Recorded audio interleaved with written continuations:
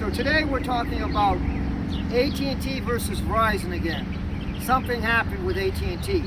They're doing a spin-off of the Time Warner, and it's going to be 71% is going to AT&T holders and 29% is going to the merger that they're having a merger between AT&T and this other Time Warner and the other company. The AT&T dividend is still 6.63% right now. It's around $29 the last time I looked for the shares. As far as their negative earnings per share have dropped, it was higher. Now it's 34 cents a share that it's dropped. They're doing this merger to get rid of the excessive amount of debt. Now when I was looking back at Verizon is still around the $50+ mark. His dividend is still 4.41%, which is still a little low for me. The earnings per share is over $4. So as far as that, two out of three things. And then the beta is still lower than AT&T's beta. All told, the safer stock is still Verizon. Verizon is still the safer stock. It's not as profitable as AT&T is at the moment. However, within a year after AT&T spins off the other, they're only going to put 43% of the money into dividend. So right now the current yield of 6.63 is going to go down. It's a 52 cents a share. What I was reading on the article, it says it will probably go down to 29 cents a share. Way below the threshold that makes me comfortable for a dividend yielding stock.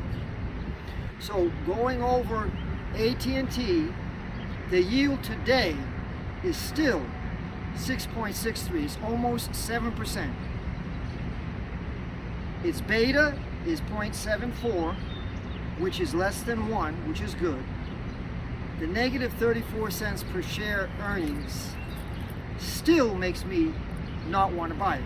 If the earnings per share were $1 or $2, then I would think about buying it.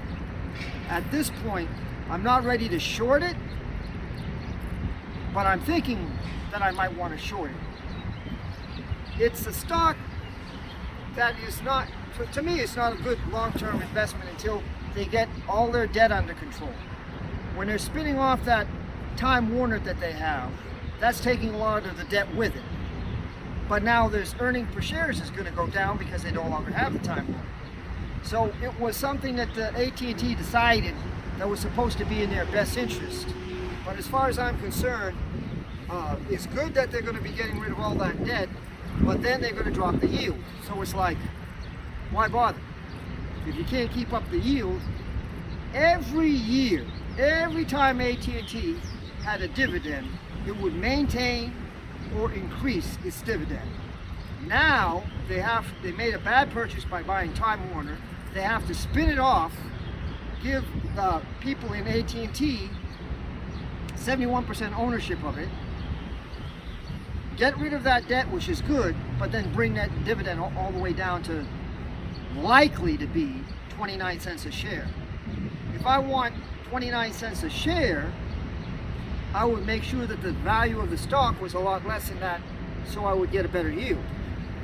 Verizon, even though I'm not going to buy Verizon, it's the safer of the two stocks at this time. Its earnings per share is over $4. Okay, it's around the $50 mark. The 4.41% yield is safe, but low for me. If I bought $1 million worth, I don't want 44,000 in income from that stock.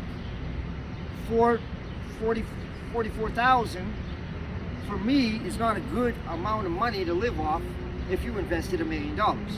But out of the two stocks, it's the safest.